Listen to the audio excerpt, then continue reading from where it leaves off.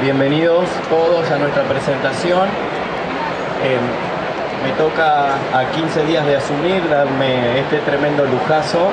Todavía estoy tratando de asimilarlo, me quedarán unos días más para asimilarlo, pero fue un bombazo en la gestión tener que venir rápidamente a la Feria del Libro y a dos presentaciones juntas.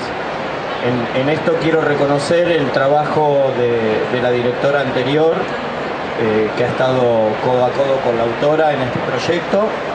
Es decir, a mí me toca solamente esta parte, la parte de la foto casi, pero estoy muy feliz de estar acá compartiendo este lugar, tanto con Marcela como con Dora, que en unos minutos darán muestra de lo tremendas mujeres intelectuales y hermosas que son ambas. Así que no quiero robarle más tiempo porque las estrellas son ellas dos.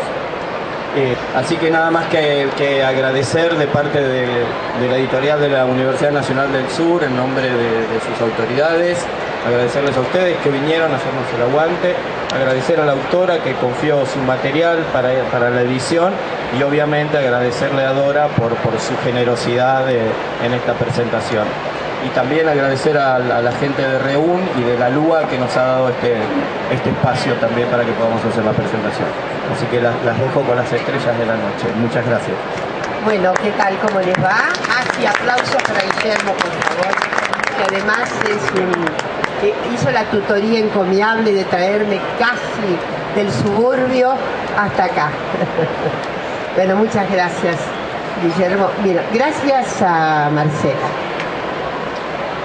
Gracias a Marcela por la producción de este texto, vio la luz, en la producción de una gran tesis doctoral, una tesis de enorme enjundia, un esfuerzo enorme, una rigurosidad enorme y obviamente una serie de citas enormes, con toda la erudición que significaba y efectivamente como indican los rituales doctorales.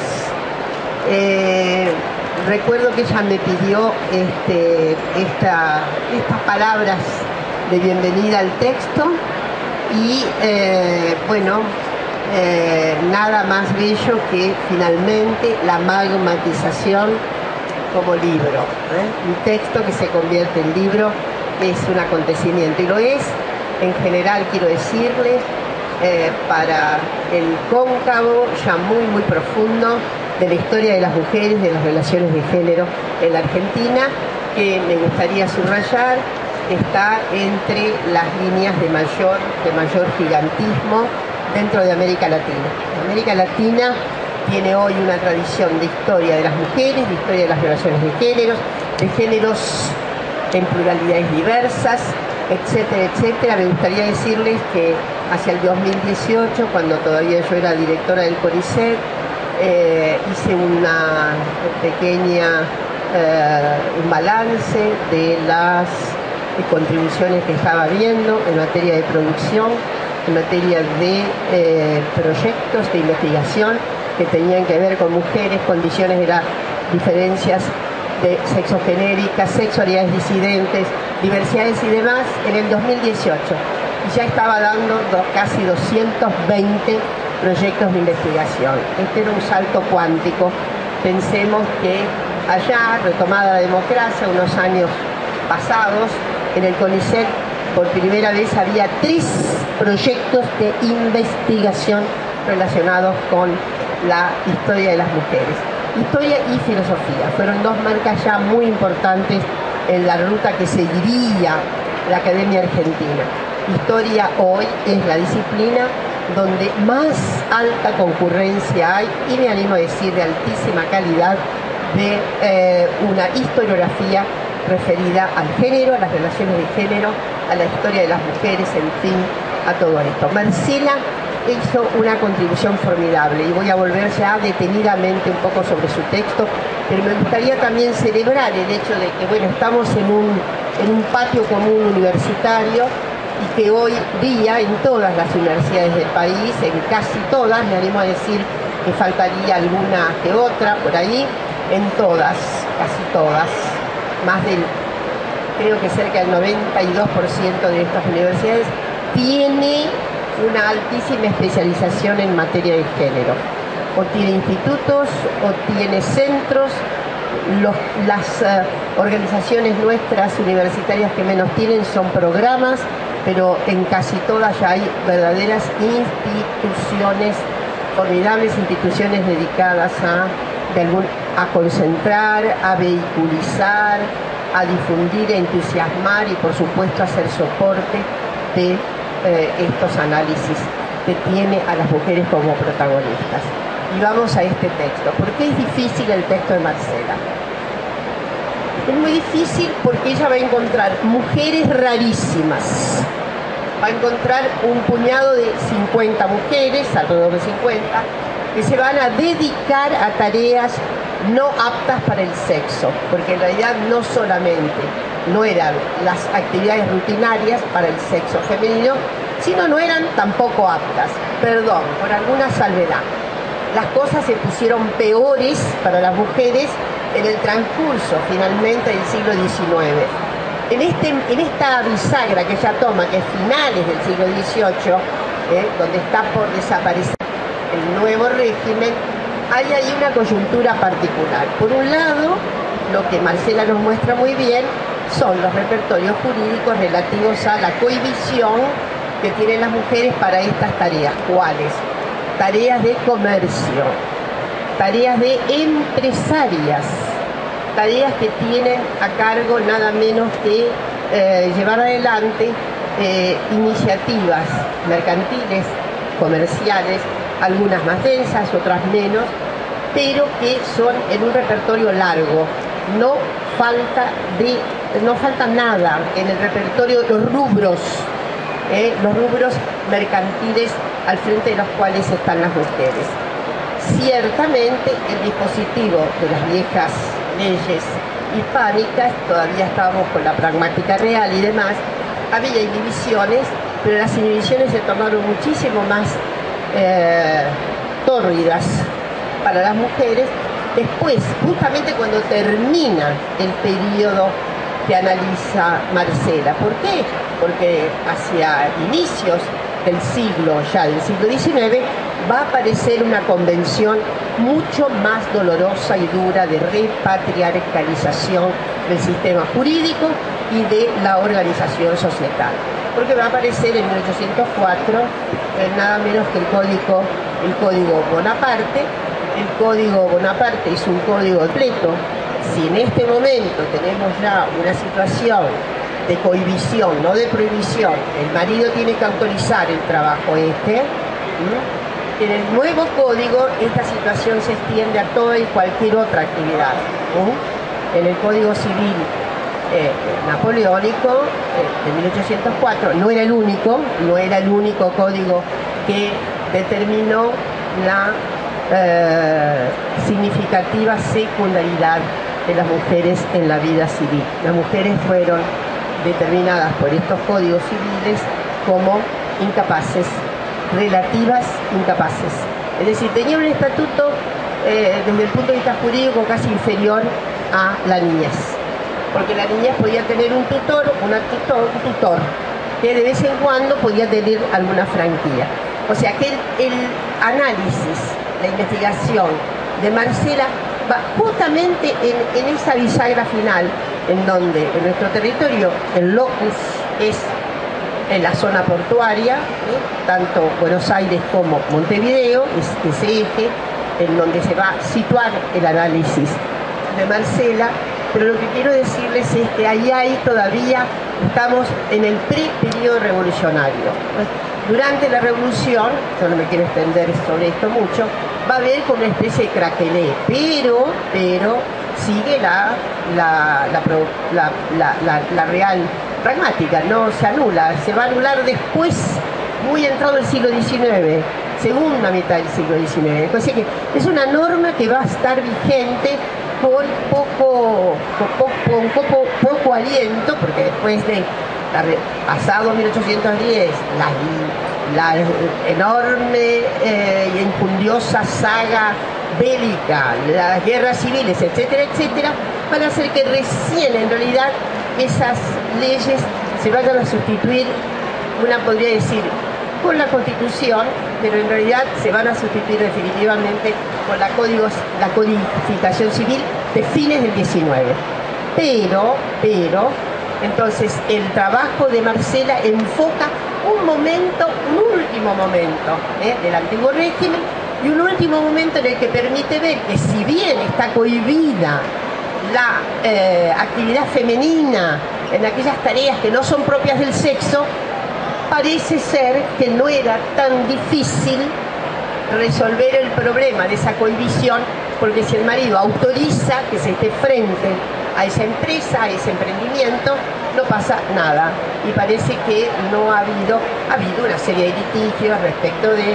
Hay otra cosa muy graciosa, que ella dice que en realidad el enemigo mayor que tenía una mujer era el yerno, si moría el titular de ese cometido empresario. Y es muy extraordinaria la saga, porque hay que seguir esas 50 mujeres, hay que seguirlas. Hay algunos trabajos, ¿no?, que revelan en el periodo colonial la actividad de las mujeres al frente, obviamente, de emprendimientos rurales, habida cuenta la heredad que tenían los institutos coloniales, ¿no? Pero se ha hecho, en fin, se ha hecho para la región de Salta, se ha hecho para la región de Tucumán, pero no teníamos antecedentes de trabajos relacionados con las mujeres y estas actividades comerciales con Sokolov, pero relativamente había habido una cierta, ¿cómo diré?, una cierta clave de interpretación, más que aquí lo que hay es la evidencia empírica notable y el rigor interpretativo que tiene Marcela para analizar los casos. El hecho de que es tan difícil, siempre pensemos en las mayores dificultades, la necesidad de contar, inclusive a veces, porque imagino, no me lo has contado, no lo has contado acá, pero andar los documentos y las lupas, porque además las palabras son tremendas, ¿no? Es decir, hay que andar viendo a la luz del día bien de qué se trata, y sobre todo cuando hay litigios, a ver qué es esto, ¿no? El litigio va y viene, etcétera. Yo quisiera decirles que me quedé completamente sorprendida, porque sabíamos que esto había ocurrido, sabíamos que aún dentro de las prohibiciones, o bueno, las medidas limitatorias jurídicas que existían, insisto, nunca fueron tan poderosas como las instituidas por los códigos civiles, ¿no?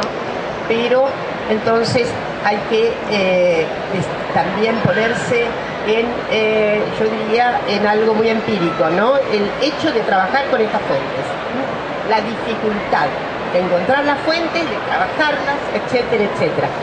La enorme recorrida por estos institutos fundamentales para la historia que son los archivos, que a veces, y esto no me gustaría que después hablaras algo, no es que está todo tan clasificado que dice, mira, este es el rubro en que usted venga y encuentra, ¿vio? Acá va a encontrar actividades femeninas. No es así.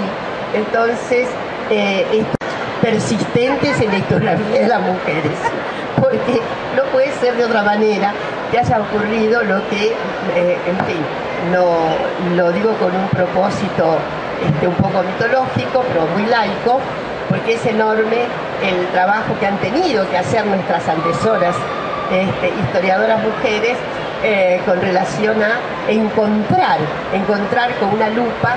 Es un día de gloria, el día que yo sé que pasa eso, uy, acá está, y cómo sigue, porque ustedes piensan que también son ni los expedientes jurídicos ni los expedientes judicializados tienen un ordenamiento que dice, ay, qué bien, acá tengo todo. No tengo todo, tengo rastros, tengo huellas, tengo algo. Bueno, las mujeres, ¿a qué se ocupaban las mujeres? ¿En qué rubro? Extraordinario, ¿no? Los rubros, sí, también fueron negreras. Nadie es perfecto, ni las santas mujeres Sí, también se ocupaban del trabajo esclavo, es decir, de la esclavitud. Y lo notable es que efectivamente en algunos casos el patrocinio para que la mujer se encargara de los negocios estaba muy facilitado por la necesaria ausencia del empresario. Acá se trata de sectores altos y medios altos, digamos. Acá no trabaja con las pymes, no es un trabajo en pequeñas empresas, se trata de núcleos comerciales, financieros, mercantiles. Voy a anticipar algo, ¿no? Las mujeres prestamistas, eso me pareció un hallazgo. Mujeres prestamistas, mujeres que viven de conductas bancarias, porque obviamente en la época no teníamos un sistema bancario y lo que había era un sistema de finanzas absolutamente privado, absolutamente privatizado, y en el que efectivamente podemos pensar que las mujeres también eran prestamistas, también se constituyeron en pequeños bancos. Es cierto que muy andado el siglo XX, unos trabajos interesantísimos que se han hecho en La Pampa, por ejemplo, muestran cómo los grandes rubros comerciales, el famoso almacén de enorme cantidad de rubros, también se ha dedicado a ser de banco, a ser prestamista. Evidentemente me parece que esa también es un paisaje más reciente. Estoy en aquel momento cuando le hice este abrepuertas a este texto, pensaba todo lo que nos faltaría de justamente descubrir a las mujeres en las actividades no convencionales para las mujeres. Sobre todo teníamos casi más información del siglo XVIII que del siglo XIX. Teníamos más información. El texto, esta maravillosa investigación de Marcela, justamente conmovía más porque nos daba una información enorme acerca de estas actividades no convencionales relacionadas con lo que teníamos del siglo XIX, ¿no? O sea que todavía hace falta armar la posible trama de las mujeres. Sabemos de muchas actividades de mujeres, pero no de estas que son las empresarias, sí o empresarias, diríamos en términos de hoy, ¿no? Entonces, tenemos mucha actividad como puesteras, como, en fin, pero no tenemos todavía un registro tan bello de mujeres que se hayan ocupado de estar al frente de negocios importantes, de negocios que eran suculentos y que efectivamente estaban a merced de las singulares circunstancias bien conocidas, de lo tan conocido, ¿no?, en nuestro país, que son las crisis económicas. Las crisis económicas en el capitalismo, sobre todo del siglo XVIII, que ya está bastante maduro, y XIX, tiene una ley redundante que es la crisis. Y crisis que se dan en poco tiempo. Y sobre todo las que se han trabajado más, que son las del siglo XIX, son 10 años crisis de realización. El capitalismo ahora no tiene crisis de realización, tiene otras crisis y no las llamadas de realización. Entonces, esto también hay que verlo, porque además, aquí hay que contar que en este momento, a pesar de todo, aparece demográficamente como una cierta sobrevivencia de las mujeres sobre los varones. Ojo, estaba cambiando la situación, porque antes morían más las mujeres a causa sobre todo de partos y demás. Bueno, les voy a decir qué tipo de rubros tenían estas empresarias. Se ocupaban de exportar cueros, astas de toro, plata de nutria, chinchilla, zorros, vicuña, guanaco, la actividad de exportación. Entonces, los plumeros, voy a referirme, me voy a autoplagiar. Los plumeros de avestruz, y hay que pensar que los había de diferente porte, eran una situación, creaban a veces una situación de litigio. Miren, debemos pensar en otra parte. Esto es lo que se exportaba, ahora vamos a lo que se importaba.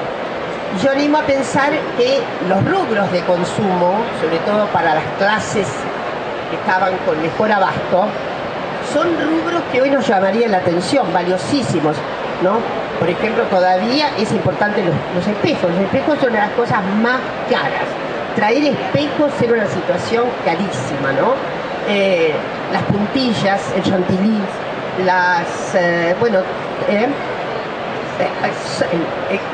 era carísimo.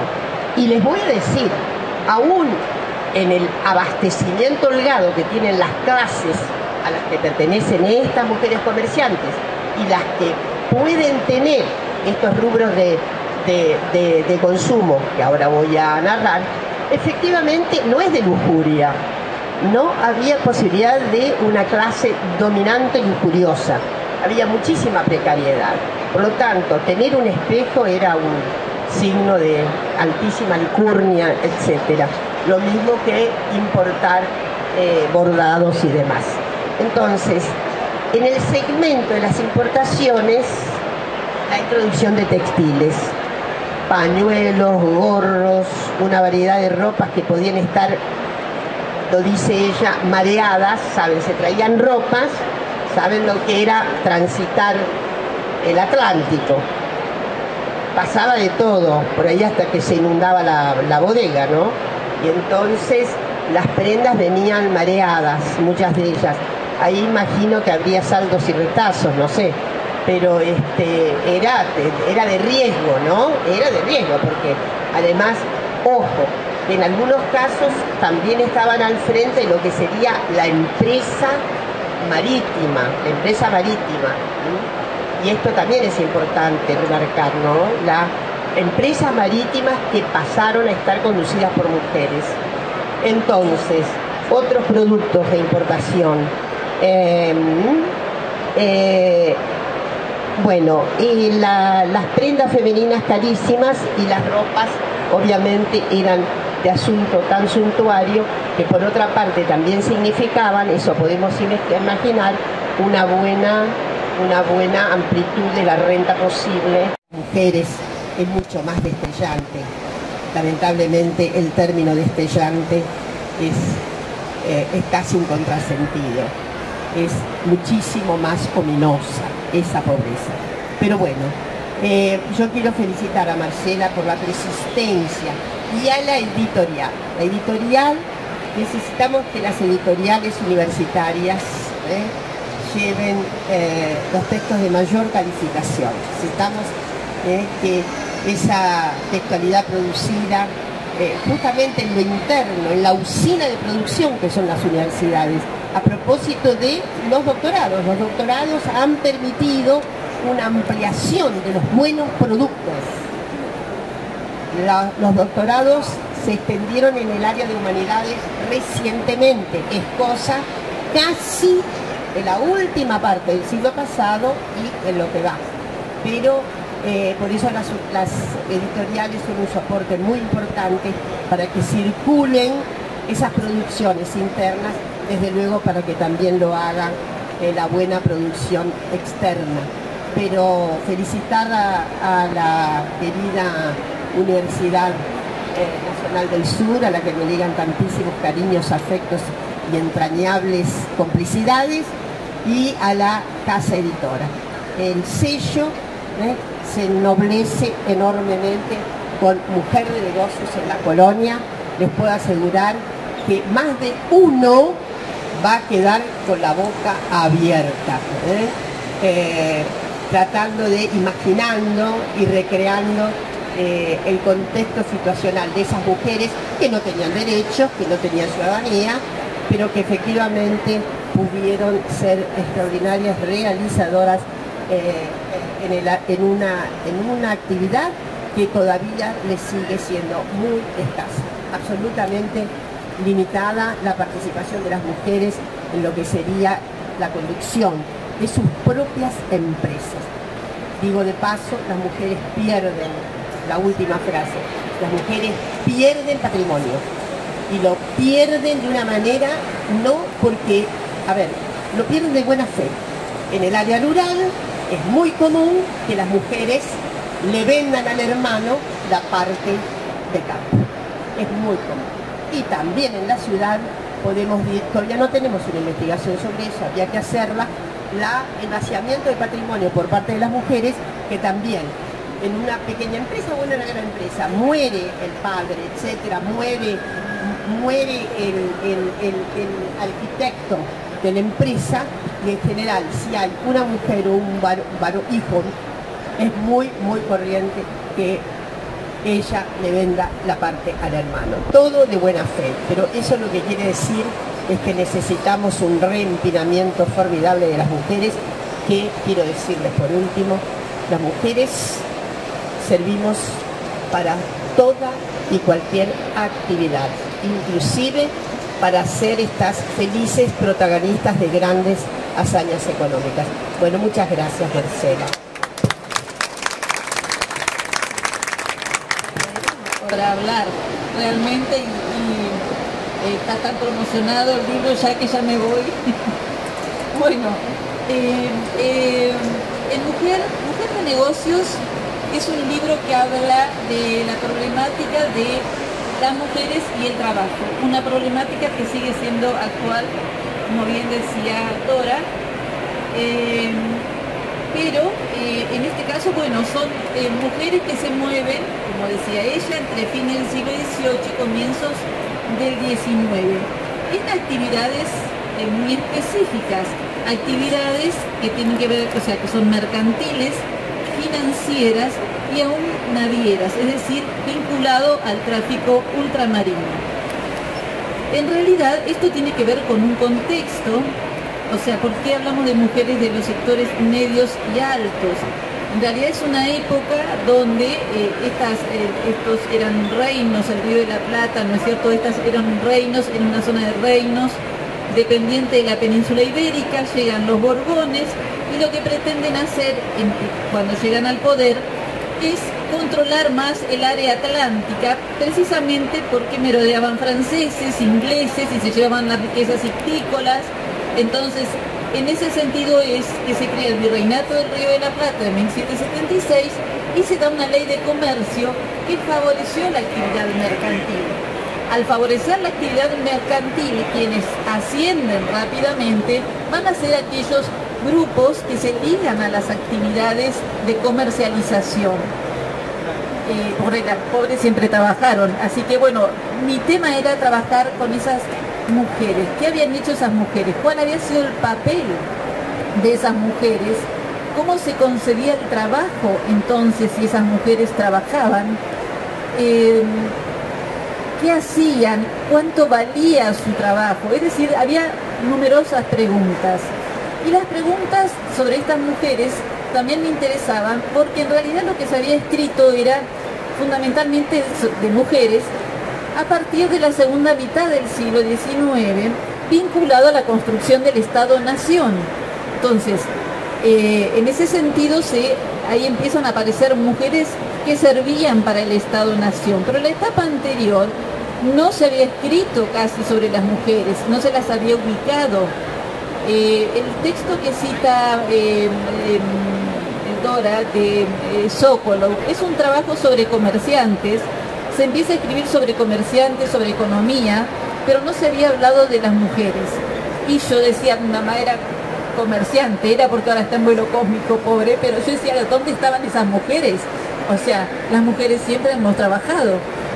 Y bueno, en realidad, estos trabajos que me interesaban sobre todo porque en general, siempre ha sido y lo fue en ese momento, estaban atribuidos a los varones, porque los varones habían escrito la historia de acuerdo a sus valores, de acuerdo, o sea, ellos eran los que habían creado los elementos de cultura, los que tenían las decisiones políticas, los constructores de instituciones.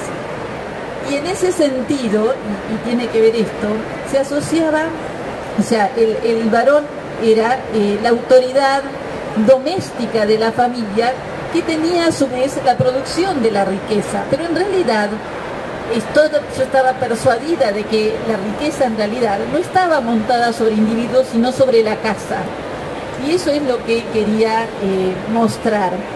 La perspectiva para ver a estas mujeres, porque uno, como dice Dora, para encontrarlas es muy difícil encontrar estas mujeres. Si uno va al archivo de Sevilla, al archivo nacional, al archivo que sea, hoy hay archivos sobre mujeres, pero cuando empecé, o sea, no estaba digitalizado, y lo que uno tenía que hacer era buscar en fondos que hablaban o de temporalidades o de consulado.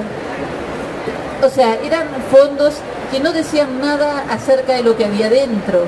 Millones de legajos escritos en castellano antiguo, que uno no sabía dónde podían estar las mujeres. Como dice Dora, era muy emocionante abrir un expediente de consulado y ver que una mujer era cargadora y estaba exportando para el Río de la Plata. Yo dije, wow, existen, están. Entonces mi labor fue empezar a buscar a los varones, quiénes eran los grandes comerciantes, quiénes eran los comerciantes de menudeo, y con esos apellidos, buscando biografías, buscando diccionarios biográficos, empecé entonces a buscar a las mujeres. 5 nomás, bueno, empecé a buscar a las mujeres. Así fue como empecé, y en realidad fue un trabajo bastante arduo, pero muy emocionante.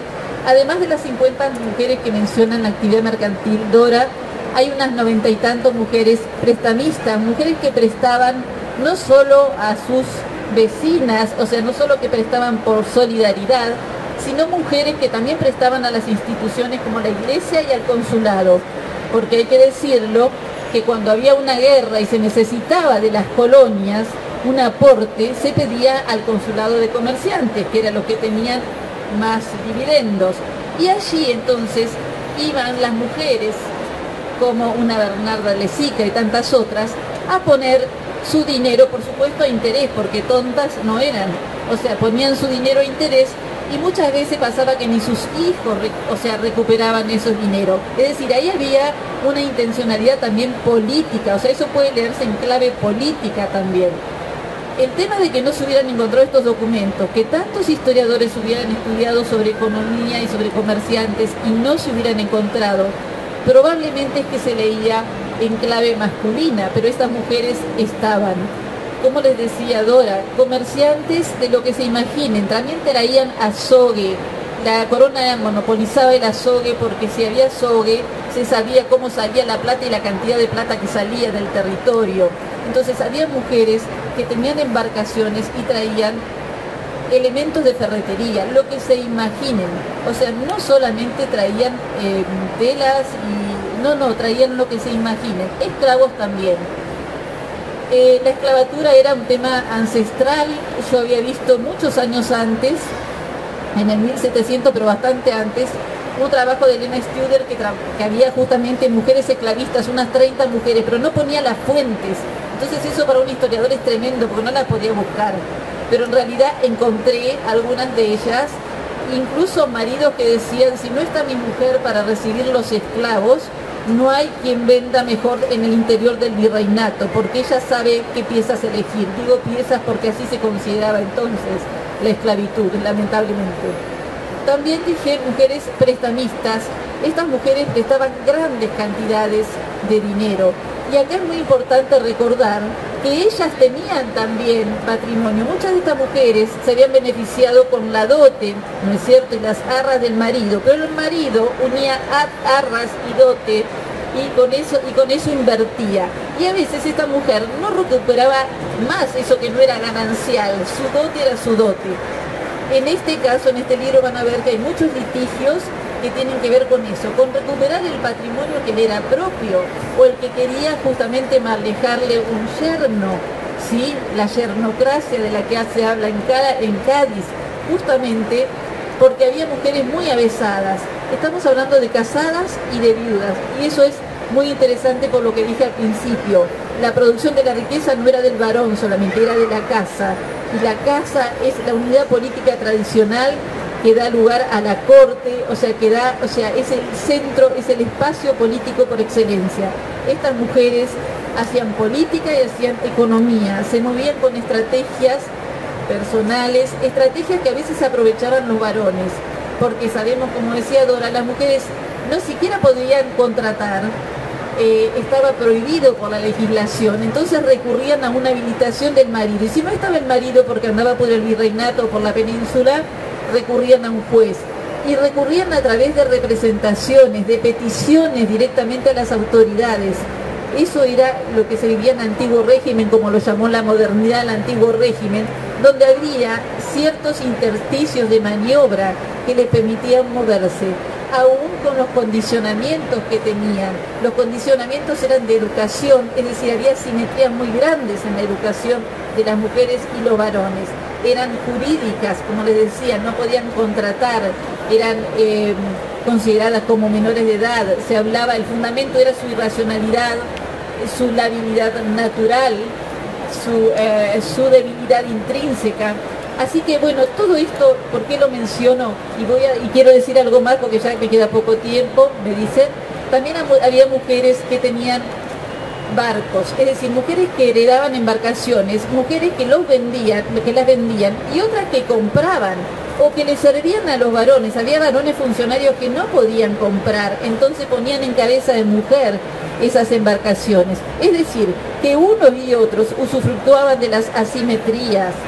Eso me permitió a mí, lo pude ver desde la perspectiva del género, es decir, pensando que en las sociedades el trabajo, la forma, los comportamientos son constructos sociales y culturales. Y eso es una súper buena noticia, porque eso significa que las sociedades se pueden cambiar. Y eso yo pensé que podía ser el aporte de este libro, mostrar eso desde la articulación de género y trabajo. Eso es lo que quise hacer. Pude corroborar la hipótesis justamente que tenía.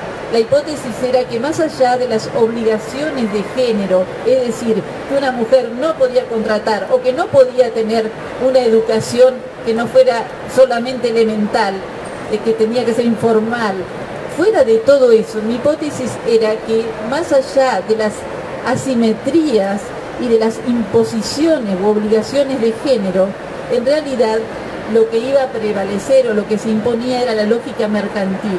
Y eso fue lo que pude comprobar, porque cuando había intereses económicos eran las mujeres y los varones los que se servían de esos intereses económicos. La economía estaba por encima de eso y ambos usufructuaban de las asimetrías de género. Esa fue la forma de verlas.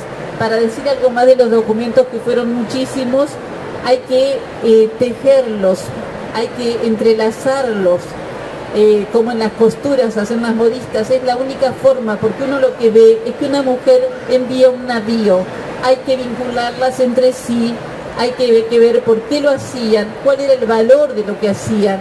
Si ustedes miran en el libro, las prestamistas están divididas, por ejemplo, de acuerdo al capital que prestaban.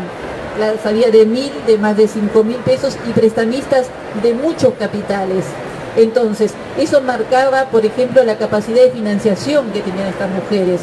Bueno, el libro es un libro de economía, de trabajo, ¿no es cierto?, y de género. El género fue lo que permitió ver a estas mujeres. El género, pensando en el género de esta manera, el género habla de los roles, de los papeles, de los roles asignados a mujeres y varones, de los asignados, ¿sí?, no de los que realmente, podían ellos tener.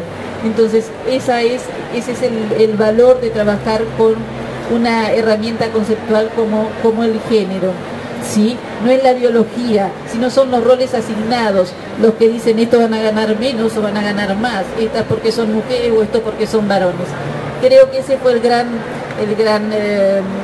aporte, ¿no?, en cuanto a lo social, y desde el punto de vista económico sí, no estaban, y si algunas se visibilizaban eran arquetípicas, eran unas pocas mujeres y poco se decía de ellas también. Esto está sistematizado y en realidad creo que eso es lo interesante, haberlas podido encontrar, y que todas tienen una historia y todas tienen conflictos y todas se mueven en un mundo que se asociaba a los varones. El ámbito portuario ha estado siempre asociado a los varones, pero bueno, el doméstico y el portuario era de las mujeres como era de los varones. Eso es todo. Gracias por estar acá, gracias a la editorial, infinitas gracias. Un abrazo. Alfonso Sororo, a Dora, que nos acompañó en este desafío, que estuvo acá, que hizo el prólogo hace millones de años, que le tuve que preguntar si mantenía el prólogo, y me dijo, ¿cómo no lo voy a mantener? Porque dije, voy a ser honesta, recién ahora lo voy a publicar después de tantos años, y digo, a ver si cambió de opinión. Y le puse un mensaje y me dijo, ¿cómo no voy a estar? ¿Cómo no te voy a ver? Así que bueno, un abrazo muy grande, porque es una persona muy generosa, no solo de ahora, antes de que estuviera en política, antes de que fuera Dora en los congresos, era una persona que se acercaba, te escuchaba cuando uno recién empezaba, y eso no se olvida, ha estado siempre al lado de los jóvenes, de todos, así que una divina total, una generosidad absoluta. Gracias a la editorial Guillermo y a todos. Y los que están acá son algunos pagos, algunos los traje, así que gracias.